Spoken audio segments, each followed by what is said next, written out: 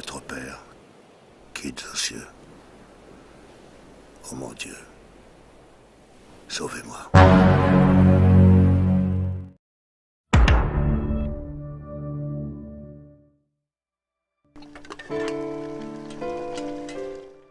Berlatar di Hong Kong, lebih tepatnya di kota Makau yang terkenal dengan kasino dan dunia malamnya.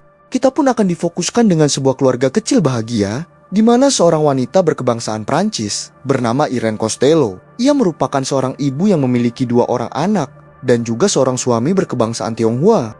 Sampai di suatu siang, di tengah hujan yang begitu deras, Irene yang saat itu sedang memasak di dapur disambut dengan kedatangan suami dan anak-anaknya yang baru saja pulang dari sekolah. Hingga tak berapa lama kemudian, mereka tiba-tiba kedatangan tamu tak diundang.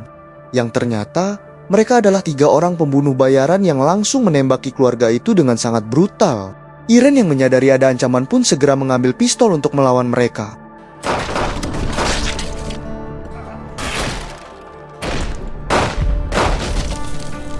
Namun sayang, ketiga pembunuh bayaran itu lebih beringas menjalankan aksinya. Beberapa waktu kemudian, setelah kejadian tadi, kita diperlihatkan dengan seorang pria bernama Francis Costello, di mana beliau adalah ayahnya Irene yang sengaja datang ke Hong Kong setelah mendengar kabar penyerangan terhadap anak menantu dan cucunya itu. Di rumah sakit, sang dokter pun memberikan kabar baik pada Tuan Costello, yang dimana ternyata Irene putrinya ditemukan dalam keadaan selamat, walaupun dengan kondisi yang sangat kritis. Sementara suami Irene dan kedua anaknya saat itu dinyatakan tewas di tempat kejadian. Sebagai ayah, Costello pun kemudian mencoba bertanya pada Irene tentang ciri-ciri dari para pelaku. Meskipun Irene agak sedikit sulit berkomunikasi, namun yang pastinya didapatkanlah sedikit petunjuk. Di mana saat kejadian, ada salah satu pelaku yang berhasil tertembak oleh Irene dan dipastikan mengalami luka di bagian telinganya. Attends. Je te le promets. Je te vengerai.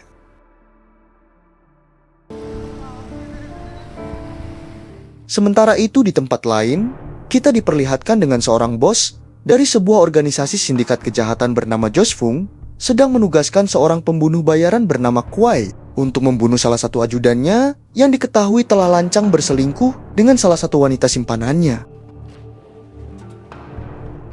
Malam harinya, Kuai mengajak 2 rekannya untuk menjalankan tugas yang diberikan oleh Josh Fung. Mereka mendatangi sebuah hotel di pusat kota, dan dengan sangat mudah, mereka bertiga pun berhasil mengetahui kamar si ajudan dan wanita simpanannya Josh Fung itu.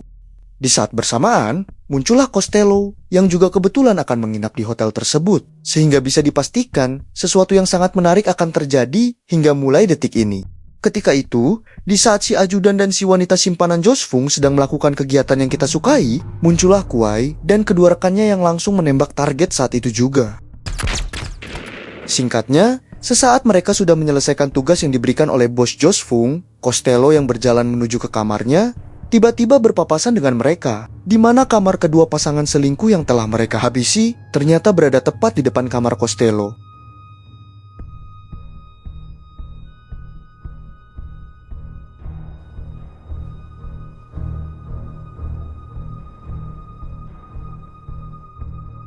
Keesokan harinya, polisi pun segera mendatangi tempat kejadian perkara dan menginvestigasi seisi hotel itu, yang dimana Costello yang merupakan salah satu tamu juga, jadi harus ikut diperiksa dan akan dijadikan saksi dalam pengenalan wajah para pelaku. Di saat semua terduga pelaku telah dikumpulkan, anehnya saat itu, Costello malah berpura-pura tidak kenal dengan wajah para pelaku, yang padahal di sana jelas-jelas ada salah satu rekannya Kuai yang menatapnya dengan tatapan sinis. Pada akhirnya rekan Kuai tersebut yang bernama Changsik dilepaskan karena belum terbukti bersalah. Namun siapa sangka, Costello justru malah mengikuti Changsik hingga memasuki lorong. Alhasil, Kuai yang melihat kehadiran Costello di sana pun langsung mengepungnya. Saat itu terkuaklah tujuan Costello yang sebenarnya, di mana dia membutuhkan bantuan mereka bertiga untuk mencari pelaku pembunuhan atas keluarga putrinya. I have a job for you. My son-in-law, my daughter, my grandchildren. I have a restaurant and a big house in Paris. They are all yours.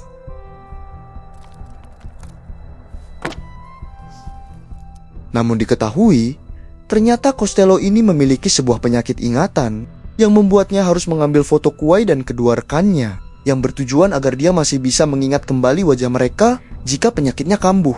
Costello pun menawarkan sejumlah uang, rumah dan juga restoran miliknya yang berada di Prancis, asalkan mereka bisa menemukan siapa pelaku yang telah membunuh keluarganya itu. Setelahnya, Costello langsung membawa mereka bertiga ke rumah Irene, yang merupakan lokasi tempat terjadinya pembunuhan itu.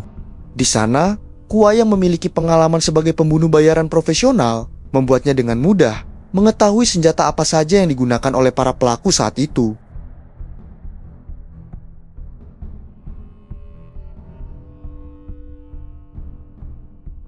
Costello yang memiliki penyakit lupa ingatan ternyata tidak lupa dengan resep makanan yang sering dibuat putrinya, di mana Irene dulu sering membuatkan beberapa makanan untuk disantap bersama ibu dan ayahnya. Tanpa membuang-buang waktu, Kuwai pun langsung menemui sepupunya yang tinggal di sebuah kawasan kumuh. Rupanya, sepupunya tersebut merupakan seorang penjual senjata ilegal, dan yang pastinya, dia mengetahui siapa saja yang membeli senjata di tempatnya. Setelah Kuwai menceritakan ciri-ciri senjata yang digunakan oleh pelaku yang menghabisi keluarga Irene, di sana si sepupu mengatakan bahwa 1 bulan yang lalu, ada seorang pria bernama Piton sempat membeli senjata Mad Max yang sama persis dengan senjata yang digunakan oleh para pelaku. Kuwai yang mendengar informasi tersebut, saat itu juga dia dan kedua rekannya segera pergi menuju lokasi pembeli senjata itu.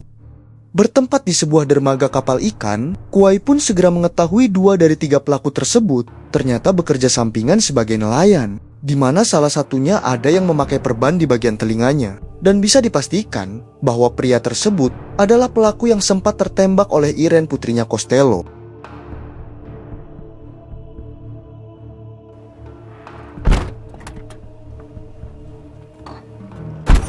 Saat Kuwai kembali ke mobil untuk memberitahu Costello tentang hal itu, Costello pun langsung mengatakan bahwa sekarang restoran miliknya sudah resmi menjadi milik Kuwai dan kedua rekannya. Tak berselang lama, mereka melihat kedua pelaku keluar dari kapal. Saat itu Kuwai tidak langsung menghabisi mereka, namun hanya mengintai dari dalam mobil, berharap kedua pelaku membawa mereka ke pelaku ketiga. Sehingga ketiga target bisa dihabisi dengan mudah dalam satu lokasi dan di waktu yang bersamaan. Singkat cerita, malam pun tiba. Kedua pelaku itu pun benar saja mendatangi sebuah taman untuk menemui pelaku ketiga, yang mana saat Kuwai dan kedua rekannya sudah siap untuk membunuh para pelaku, tiba-tiba muncullah istri dan anak-anak mereka, yang ternyata malam itu mereka sedang melakukan rekreasi membawa keluarga masing-masing, yang pastinya dengan uang haram hasil dari pembunuhan yang telah mereka lakukan. Sebagai pembunuh bayaran yang beretika, berjiwa kemanusiaan, dan memegang teguh prinsip seorang pembunuh bayaran profesional, Kuwai akhirnya memutuskan menunda misi pembunuhan tersebut dan akan menunggu hingga keluarga mereka pergi dari sana. Ketika sedang menunggu, tiba-tiba ketiga pelaku menghampiri Costello, Kuwai, dan kedua rekannya. Mereka yang sadar kalau Kuwai dan rekannya datang dengan tujuan untuk membunuh mereka, membuat salah satu dari pelaku membuka suara mengatakan bahwa pembunuhan yang mereka lakukan terhadap keluarga Irene sebenarnya atas suruhan dari bos mereka yang sangat ketakutan dijebloskan ke penjara oleh suaminya Irene. Sehingga diketahuilah kalau suaminya Irene adalah seorang pembisnis yang jujur yang berniat melaporkan bisnis ilegal bos mereka. Awalnya, mereka hanya merencanakan menghabisi suaminya Irene tersebut. Namun karena salah satu dari wajah pelaku berhasil terlihat, mereka pun terpaksa menghabisi seluruh keluarganya. Setelah keluarga para pelaku pulang, tiba-tiba mereka pun langsung angkat senjata, dan saat itu juga terjadilah baku tembak.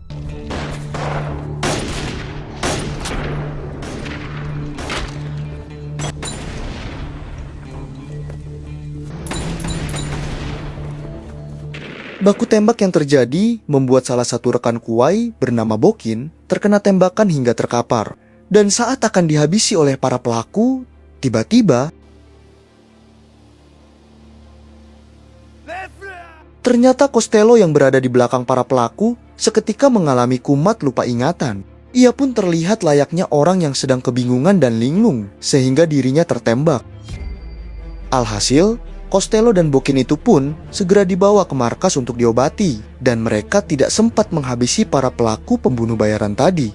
Di sana Costello akhirnya bercerita tentang alasan kenapa dirinya mudah lupa ingatan, yang ternyata dirinya pernah tertembak di bagian kepala, dan pelurunya sekarang masih berada tepat di antara otak kiri dan otak kanannya.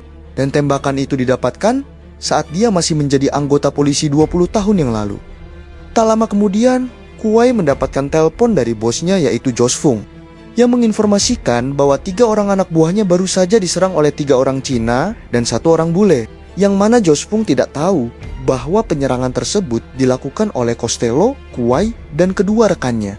Entah karena simpati atau memang mendapatkan imbalan besar dari Costello, namun yang pastinya Kuwai dan kedua rekannya tersebut lebih memilih bekerja untuk Costello dan diam-diam mengkhianati Josh Fung.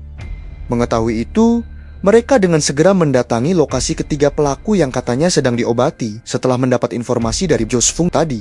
Hingga setibanya di sana, tanpa basa-basi mereka langsung menghabisi ketiga pelaku, tepat di saat salah satu pelaku sedang diobati.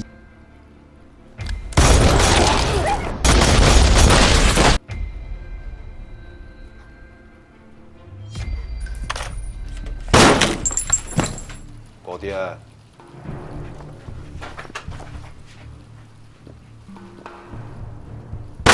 Kuwai dan kawan-kawan pun kembali ke markas untuk memeriksa keadaan Costello, di mana Kuwai sengaja menulis nama Josh Fung pada salah satu senjata yang bertujuan agar Costello selalu ingat nama dari otak para pelaku yang telah menewaskan keluarga putrinya itu. Mengetahui anak buahnya tewas serentak, tak butuh lama, Josh Fung pun dengan segera mengerahkan beberapa pembunuh bayaran baru untuk mencari tahu siapa yang telah berani menghabisi anak buahnya. Kuwai yang mengetahui mereka sedang diincar pun segera menyuruh Costello untuk pergi dari sana. Hingga kemudian, baku tembak pun kembali terjadi.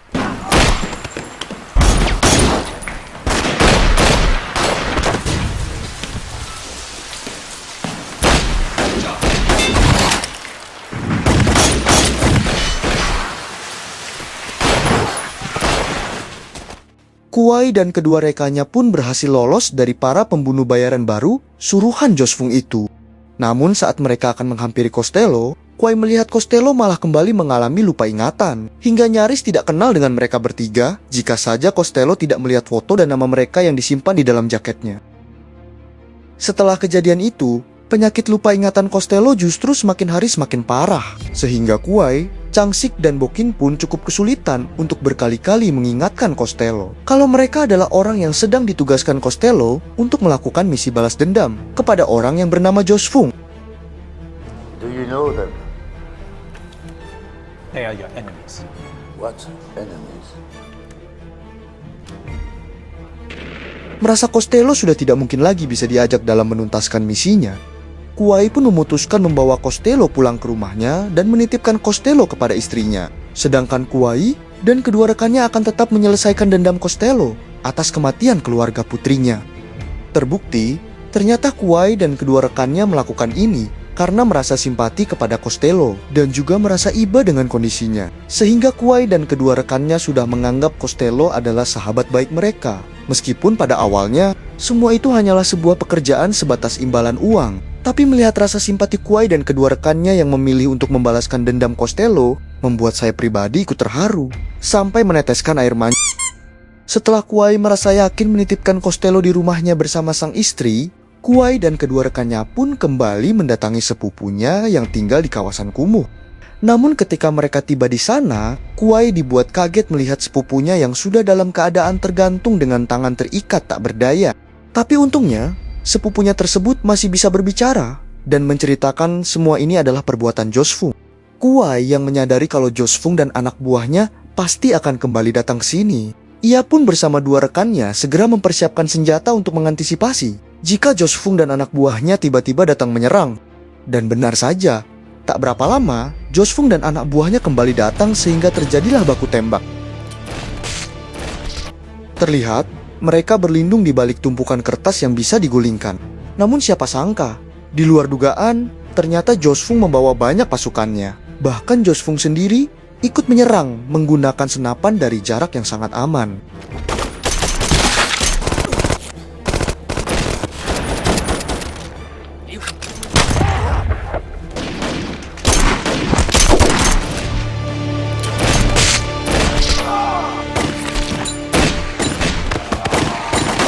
Namun baku tembak itu sangat-sangat disayangkan karena Kuwai, Changsik dan Bokin harus tewas di tempat.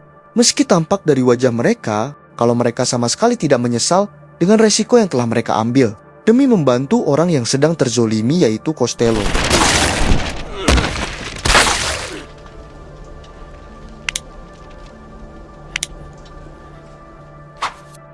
Sementara itu di rumah, istrinya Kuai yang mendengar berita tentang kematian suami dan kawan-kawannya yang sedang ditayangkan secara live di televisi, sontak membuatnya menangis dan terpukul dengan kejadian itu. Sedangkan Costello yang masih berada dalam dunia lupa ingatannya, hanya bisa terdiam tanpa bisa mengingat siapa ketiga orang tersebut yang sudah rela mengorbankan nyawa mereka demi dirinya. Salah seorang anak perempuan memberitahunya bahwa mereka bertiga adalah sahabatnya. Saat itu juga Costello pun bangkit dan keluar dari rumah, kemudian memohon kepada Sang Pencipta langit dan bumi agar memberinya kesempatan sekali lagi untuk bisa mengingat dan membalaskan dendam keluarga putrinya dan juga ketiga sahabatnya tersebut. Suatu hari, ketika Josfung sedang makan siang dengan santainya seperti tidak ada beban sama sekali, tiba-tiba ada seorang wanita cantik seperti memberikan sebuah kode menggunakan pantulan cahaya dari jam tangannya.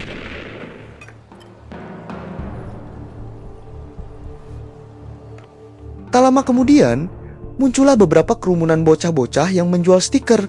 Josfung yang melihat hal itu pun mencoba mencari perhatian si wanita dengan membeli semua stiker dari bocah-bocah tersebut agar terlihat seperti lelaki dermawan. Dia bahkan langsung menempelkan stiker-stikernya itu di jaketnya. Namun Josfung hanya bisa tercengang ketika ia baru saja menyadari kalau wanita yang akan digebetnya itu ternyata sedang hamil besar, di mana kalian akan sangat-sangat terkejut ketika mengetahui kalau wanita itu adalah istrinya Kuai. Sementara bocah-bocah penjual stiker adalah anak-anak asuhnya Kuai. Dengan sebuah metode sederhana, Costello yang masih kambuh penyakitnya, Costello pun diberitahu bahwa orang yang telah membunuh keluarga dan sahabatnya adalah pria yang sedang memakai jaket dengan stiker yang menempel pada jaketnya itu. Mendengar informasi tersebut, Costello pun saat itu juga langsung menyerang Josfung seorang diri dengan menembaknya tepat di bagian dada. Namun karena Josfung memakai baju anti peluru, akhirnya dia pun bisa lolos dengan kabur melewati pemukiman sempit. Menyadari kalau Costello hanya mengincar orang yang memakai stiker, Josfung pun mencoba mengelabuinya dengan menempelkan stiker tersebut pada jaket anak buahnya, sehingga membuat si anak buah pun harus terbunuh oleh Costello. Dengan cepat, Josfung melepaskan jaketnya, kemudian mencoba bersembunyi. Sedangkan Costello dengan brutal membantai semua anak buahnya tanpa mendapatkan kesulitan sedikit pun. Dari sini kita akhirnya tahu, selain rasa simpati Kuai, Changsik, dan Bokin kepada Costello, rupanya alasan mereka mengkhianati Josfung karena Josfung ini memang licik. Dia lebih memilih mengorbankan anak buahnya dan sangat gila harta. Dan jika para anak buahnya sudah tewas, sehingga Josfung sendiri tidak perlu repot-repot membayar mereka.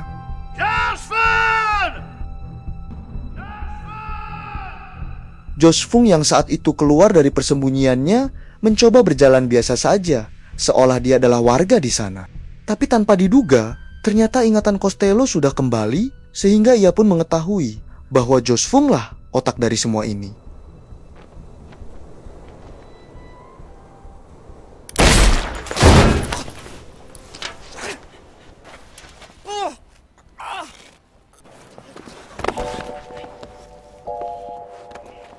This jacket belongs to you.